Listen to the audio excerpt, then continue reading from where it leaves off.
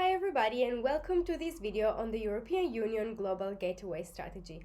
I am Carolina Correlli, a 24 years old Italian student graduating in Global Management and Politics at LUISS University in Rome. However, this video has been recorded for C.CharveriatSc-Po, Paris School of International Affairs, where I am currently an exchange student.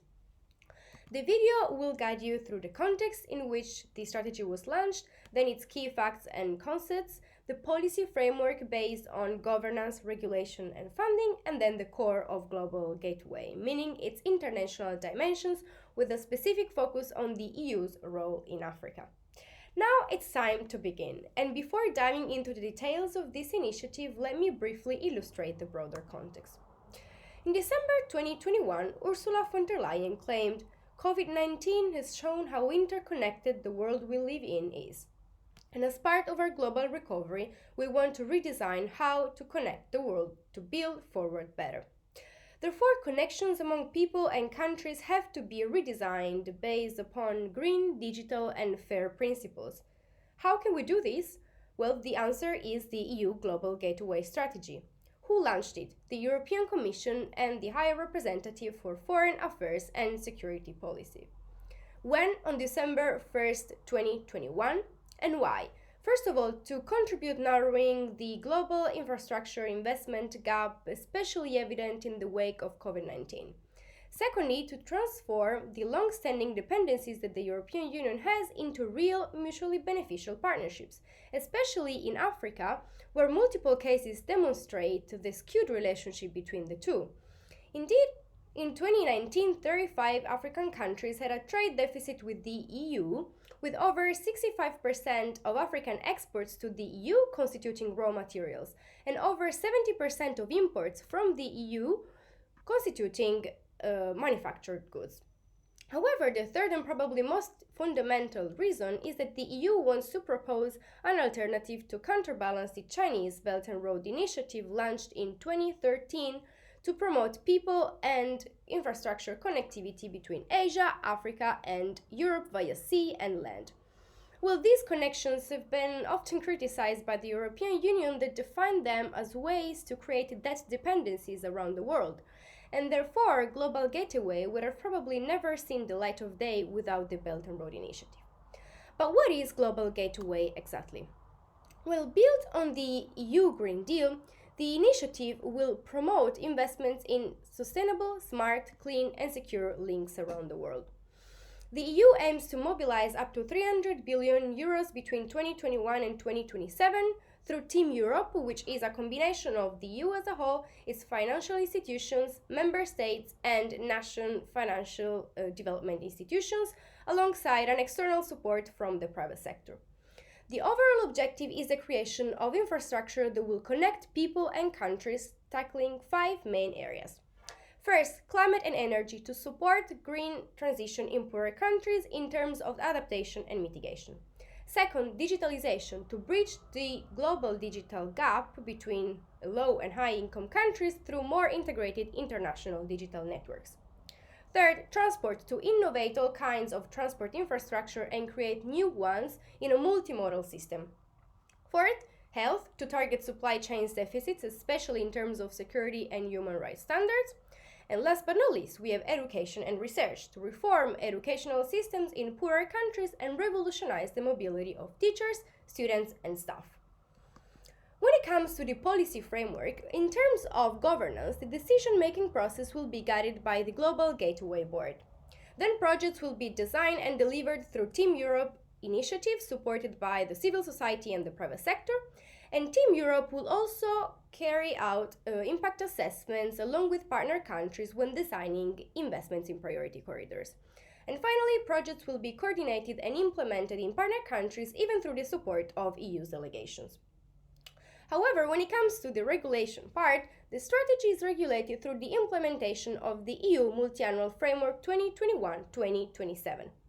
Business operations will be regulated by the so-called Business Council led by Ursula von der Leyen. And of course, compliance with due diligence procedures, transparency measures, alongside social, environmental, and human rights standards are the sine qua non condition for every project that will be launched and initiated under the strategy. However, the ways in which projects will be decided, governed, monitored, and evaluated are not that clear yet.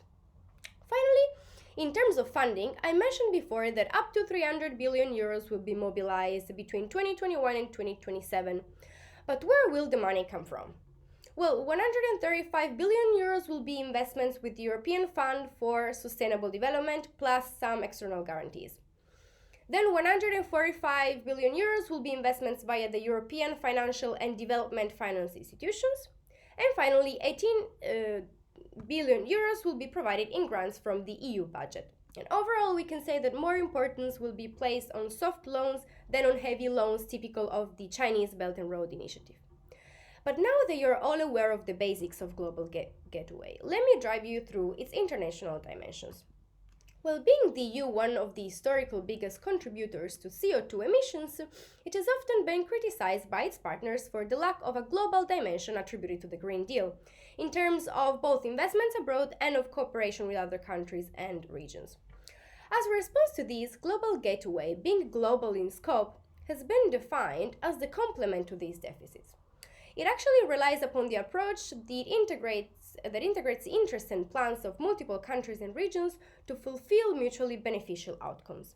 Besides, it will try to redesign the structure of global commerce to strengthen the EU autonomy and geopolitical capacity, to counterbalance the Chinese $1 trillion investment in the BRI, and to complement the American Build Back Better World initiative launched in 2021. However, a fundamental aspect of the initiative's international dimension is that the combination of Global Gateway and the European Green Deal will hopefully result in making the EU the main partner of the African continent, or better, help the EU maintain its position.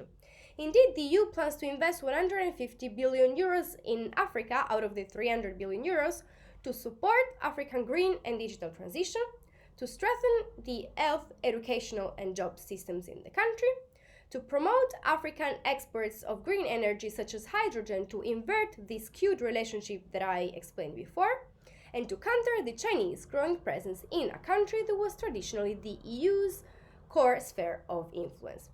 Indeed, if you look at the two pie charts on the left, it is evident that as of 2020, despite the EU being the main partner, China is Africa's second largest partner, covering 22% of African imports and 17% of its exports. Moreover, if you look at the bar chart on the right, it perfectly shows that China's commercial presence in the African continent has grown significantly from 2013 to 2017 and will continue to grow, thereby enhancing competition for European companies. Therefore, Global Gateway is what the EU needs to maintain, reinforce, and improve its role in Africa. Let me just conclude saying that through Global Gateway, the EU will connect people, economies, and countries through smart, sustainable, and secure infrastructure. It will promote equal partnerships based on cooperation and consultation. It will counterbalance the Chinese BRI with an alternative based on democratic values, good governance, and transparency. And finally, of course, reinforce and improve its presence, role, and partnership with Africa. Well, of course, the success of the initiative still remains to be seen as time will unfold, and there's still a lot to do. So far, however, we can interpret Global Gateway as the international complement to the EU Green Deal, having faith that the combination of these two initiatives will enhance a successful green and inclusive revolution worldwide. Well, thank you very much for joining the video and watching. Here I'm going to leave you some references that I used and further resources if you want to make more research if you're interested in the topic. Thank you again.